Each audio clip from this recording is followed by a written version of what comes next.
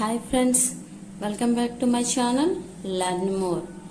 Previous video లో మనం about present tense గురించి తెలుసుకోవడం జరిగింది friends.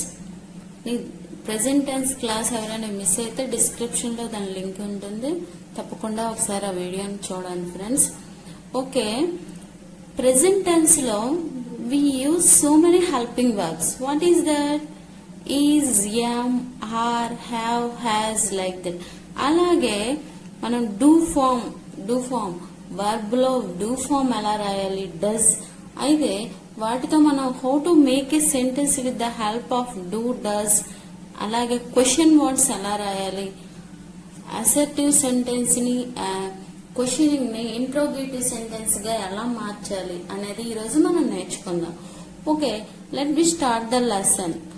What is the use of do, does? What is the use of do and does?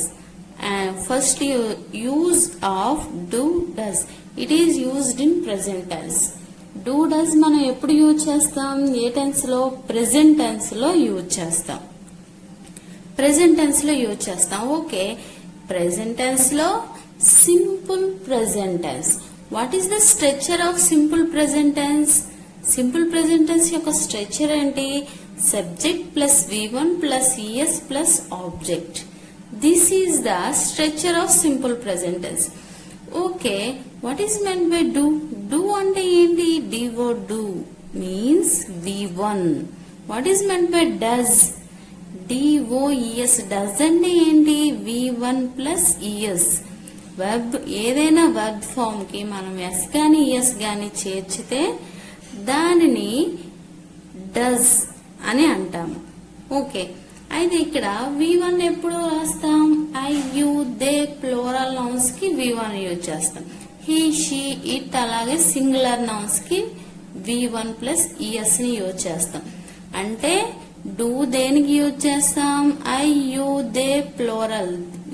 ఈ pronouns వచ్చేటప్పుడు మనం డూ ఫామ్ యూజ్ చేస్తాం. హీ, షీ, ఇట్ అలాగే సింగులర్ నౌన్స్. ఈ ప్రొనౌన్స్ వచ్చేటప్పుడు మనం డస్ ఫామ్ ని యూజ్ చేస్తాం. V1 దేనికి V1 ఎలా చేరుతుంది? V1 కి S ఎలా చేరుతుందో చూద్దాం. హీ, ఐ, రాణి అలాగే పెన్స్. ఇవన్నీ ఏంటి? సబ్జెక్ట్స్. ఇందులో సింగులర్స్ ఉన్నాయి, ప్లూరల్స్ ఉన్నాయి. Okay, what is the verb here? Write. He writes means he అనేది సింగులర్ కదా. He writes a novel. ఇక్కడ వెబ్ ఫామ్ లో మనకి డూ వస్తుందా, డజా? డజ్ అనేది వస్తుంది. ఎందుకు? వర్బ్ కి ఎస్ అనేది చేరింది కాబట్టి ఇక్కడ ఏ డూ ఫామ్ వస్తుంది? Does. Next, I right A letter. I right A letter. ఇక్కడ ఏంటి? ఏ డూ ఫామ్ వచ్చింది? డూ అనే డూ ఫామ్ వచ్చింది. ఎందుకు? ఇక్కడ వర్బ్ కి ఎస్ అనేది రాదు. రాణి రైట్స్ ఎల్ బుక్. రాణి రైట్స్ ఏ బుక్. ఇక్కడ చూడండి, రైట్స్ ఎస్ చేరింది కదా, డస్ అనే ఫామ్ వస్తుంది. Pens write letters. Pens write letters. ఇక్కడ పెన్స్ అనేది ప్లూరల్ కాబట్టి రైట్ వస్తుంది. ఇక్కడ ఏంటి? Do form. ఓకే, నెక్స్ట్ ఇప్పుడు ఒక అసర్టివ్ సెంటెన్స్ ని ఇంట్రోగేటివ్ సెంటెన్స్ లోకి ఎలా చేంజ్ చేయాలి అనేది చూద్దాం. ఫ్రెండ్స్, మనం టైప్స్ ఆఫ్ సెంటెన్సెస్ అనే వీడియోలో మనం assertive sentence, interrogative sentence, imperative sentence, exclamative sentence గురించి తెలుసుకోవడం జరిగింది. Friends, if you want that topic, link is given in the description to see that. Okay, అయితే అసర్టివ్ సెంటెన్స్ అంటే ఏంటి? ఇది ఫుల్ మీనింగ్ ఇస్తుంది. It show the full meaning and ends with full stop.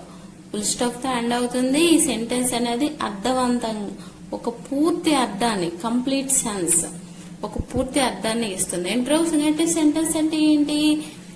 That is the questioning form. Okay, ఆ ఒక assertive sentence ని interrogative sentence లోకి ఎలా మార్చాలో చూద్దాం. చూడండి, ఐ స్పీక్ ఇంగ్లీష్ అంటే అర్థం ఏంటి? నేను ఇంగ్లీష్ మాట్లాడగలను. నేను ఇంగ్లీష్ మాట్లాడగలను అని వస్తుంది. అయితే ఇప్పుడు దీన్ని క్వశ్చన్ లో ఇప్పుడు తెలుగులో చూద్దామండి. నేను ఇంగ్లీష్ మాట్లాడగలను అని వచ్చింది కదా, దీన్ని క్వశ్చన్ లో ఎలా యూజ్ చేస్తాం? నేను ఇంగ్లీష్ మాట్లాడగలనా అని అంటాం కదా. దాన్ని ఎలా యూజ్ చేయాలంటే ఇక్కడ చూడండి, ఇక్కడ హెల్పింగ్ వర్బ్ ఉంటే ఈజ్ గాని యామ్ గాని ఆర్ గాని ఏదైనా హెల్పింగ్ వర్బ్ ఉందా ఈ సెంటెన్స్ లో? లేదు. ఒకవేళ ఉంటే మనం క్వశ్చన్ ని ఒక ఎస్ఆర్టీ సెంటెన్స్ ని ఇంట్రోగేటివ్ సెంటెన్స్ లోకి మార్చేటప్పుడు starting with the helping verb, interrogative sentence లో హెల్పింగ్ వర్బ్ తో స్టార్ట్ చేయాలి. అయితే there is no helping verb in sentence, ఇక్కడ సెంటెన్స్ లో హెల్పింగ్ వర్బ్ లేదు కాబట్టి మనం ఇక్కడ V1 లో ఉండే డూ ఫామ్ తీసుకోవాలి. V1 ప్లస్ ఈఎస్ ఉంటే డస్ తీసుకోవాలి. అదే V2 ఉంటే డిడ్ తీసుకోవాలి. అది మనం పాస్ట్ టెన్స్ లో నేర్చుకుంటాం ఫ్రెండ్స్. అయితే ఇక్కడ ఏంటి, స్పీక్, ఓన్లీ స్పీక్ అని ఉంది కాబట్టి డూ ఫామ్ తీసుకోవాలి, starting with the do form. ఇది తప్పకుండా మర్చిపోకూడదు ఫ్రెండ్స్. హెల్పింగ్ వర్బ్ ఉంటే మనం హెల్పింగ్ వర్బ్ తో స్టార్ట్ చేయాలి. క్వశ్చన్ ఏదైనా క్వశ్చన్ సెంటెన్స్ ఇంట్రోగేటివ్ సెంటెన్స్ రాసేటప్పుడు హెల్పింగ్ వర్బ్ తో స్టార్ట్ చేయాలి. ఇక్కడ there is no helping verb, ఇక్కడ ఏ హెల్పింగ్ వర్బ్ కూడా లేదు కాబట్టి మనం డూ ఫామ్ తో స్టార్ట్ చేయాలి. అదే ఇక్కడ వర్బ్ కి ఎస్ గానే ఉంటే డస్ తో స్టార్ట్ చేయాలి.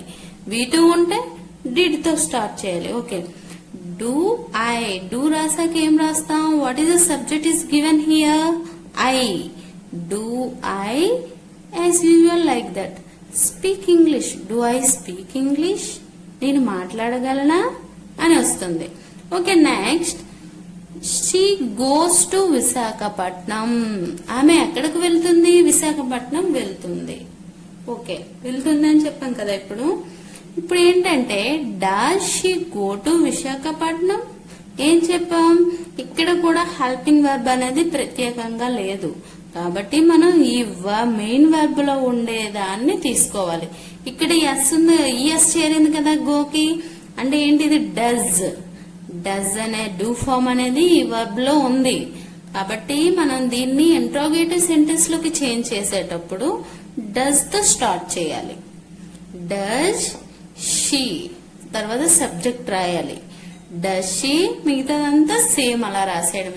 Does she go to Visakhapatnam, తను Visakhapatnam, does she go to Visakhapatnam, తను విశాఖపట్నం వెళ్ళగలదా అని అడుగుతున్నాం. Okay, next he is coming today. He is coming today, అతను ఈరోజు వస్తున్నారు అని చెప్పాం కదా. అయితే ఏం చెప్పాం? హెల్పింగ్ వర్బ్ లేకపోతే డూ గాని డస్ గాని డిడ్ గాని తీసుకోవాలి. అయితే ఇక్కడ హెల్పింగ్ వర్బ్ ఉందా లేదా? ఈజ్ అనే హెల్పింగ్ వర్బ్ ఉంది. ఈజ్ అనేది ప్రెసెంట్ టెన్స్ లో యూజ్ చేస్తాం. ప్రెసెంట్ టెన్స్ ఇప్పుడు ఈజ్ అనే దాంతో స్టార్ట్ చేయాలి. ఇంట్రోగేటివ్ సెంటెన్స్ కి మార్చేటప్పుడు ఈజ్ తో స్టార్ట్ చేయాలి. చూడండి, ఈజ్ హీ కమింగ్ టుడే, అతను ఈరోజు వస్తున్నారా? Is he coming today, is she coming today, is it going on, అది జరుగుతుందా ఇప్పుడు? అది వెళ్తుందా? ఈజ్ ఇట్ గోయింగ్ ఆన్, అలా వస్తుంది. Next I am walking on the road. I am walking on the road. What is the helping verb? Am. Am I walking on the road? నేను road పై నడుస్తూ ఉన్నానా అని వస్తుంది ఇక్కడ. అంటే ఏంటి? హెల్పింగ్ వర్బ్ ఉంటే హెల్పింగ్ వర్బ్ తో స్టార్ట్ చేయాలి. క్వశ్చనింగ్ అనేది స్టార్ట్ చేశాక ఆ తర్వాత ఏమైతే ఇక్కడ సబ్జెక్ట్ ఉందో ఆ సబ్జెక్ట్ రాయాలి. ఇక్కడ ఐ ఉన్నది ఐ రాసాం. రామ ఉంటే రామ రాయాలి, సీత ఉంటే సీత రాయాలి, గీత ఉంటే గీత. అంటే ఏంటి? ఇక్కడ హీ ఉంది కదా. హీ అంటే ఏంటి?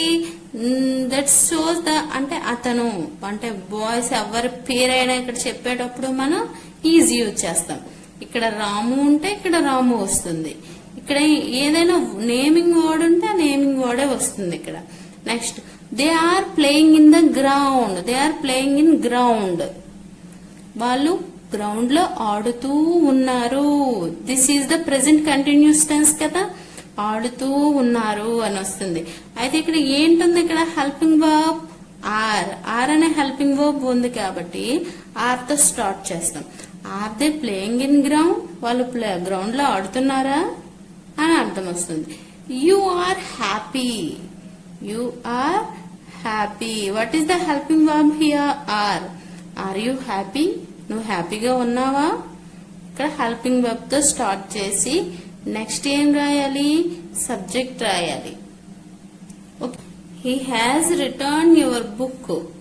అంటే ఏంటి ఇక్కడ what is the helping verb here? Has. Has అనే హెల్పింగ్ వర్బ్ ఉంది. హ్యాజ్ తో స్టార్ట్ చేస్తాం క్వశ్చన్ వాడేటప్పుడు. Has he return your book? అతను నీ బుక్ తిరిగిస్తాడా? Next they have completed their work. అయితే ఇప్పుడు హ్యాజ్ కదా, హ్యాజ్ అనేది ఎప్పుడు వస్తుంది? హ్యావ్ హ్యాజ్ ప్లస్ ఇదేంటిది? V3. ఇది ప్రెసెంట్ పర్ఫెక్ట్ టెన్స్ లో వస్తుంది. ప్రెసెంట్ పర్ఫెక్ట్ టెన్స్ లో హ్యావ్ హ్యాజ్ యూజ్ చేస్తాం. హ్యాజ్ ఎప్పుడు యూజ్ చేస్తాం? He she it. అలాగే సింగులర్ నౌన్స్ వచ్చేటప్పుడు మనం V3 యూజ్ చేస్తాం.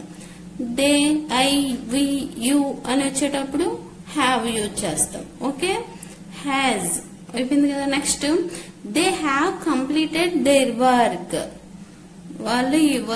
వాళ్ళు వర్క్ కంప్లీట్ చేశారు. అయితే have they completed their work? వాళ్ళు వర్క్ కంప్లీట్ చేస్తారా అంటే చూడండి, హ్యావ్ తో స్టార్ట్ అవుతుంది. నెక్స్ట్ సబ్జెక్ట్ రాయాలి. Have they completed. If you take friends, A assertive sentence ని తీసుకున్నా సరే మనం దానిని ఇంట్రోగేటివ్ సెంటెన్స్ లోకి మార్చేటప్పుడు ఎప్పుడు కూడా హెల్పింగ్ వర్బ్ తో స్టార్ట్ చేయాలి. అదే ఆ సెంటెన్స్ లో హెల్పింగ్ వర్బ్ లేకపోతే V1 లో ఉండే డూ ఫామ్ గానీ, డస్ ఫామ్ గానీ, డిడ్ ఫామ్ గానీ తీసుకుని దానితో క్వశ్చన్ అనేది స్టార్ట్ చేయాలి. స్టార్ట్ చేసి నెక్స్ట్ సబ్జెక్ట్ రాయాలి. సబ్జెక్ట్ రాసి ఆ సెంటెన్స్ యాజ్ యూజువల్ గా వస్తుంది. ఓకే ఫ్రెండ్స్, పాస్ట్ టెన్స్ లో డిడ్ యూజ్ చేస్తాం. అయితే పాస్ట్ టెన్స్ గురించి తెలుసుకున్నాక మనం డిడ్ యొక్క యూజ్ ఏంటి, దాన్ని ఎలా ఈ క్వశ్చనింగ్ లో ఎలా యూజ్ చేయాలి, అసర్టివ్ సెంటెన్స్ లో ఎలా యూజ్ చేయాలి అనేది తెలుసుకుందాం ఫ్రెండ్స్. ఓకే ఫ్రెండ్స్, నెక్స్ట్ వీడియోలో మనం ఒక పాజిటివ్ సెంటెన్స్ ని నెగటివ్ సెంటెన్స్ లోకి ఎలా మార్చాలి, this is the most important. ఎక్కువగా ప్రతి కాంపిటేటివ్ ఎగ్జామ్స్ కావచ్చు, యాన్యువల్ ఎగ్జామ్స్ కావచ్చు, ఎక్కువగా అడిగే క్వశ్చన్స్ లో ఇవి ఎక్కువగా ఉంటాయి ఫ్రెండ్స్.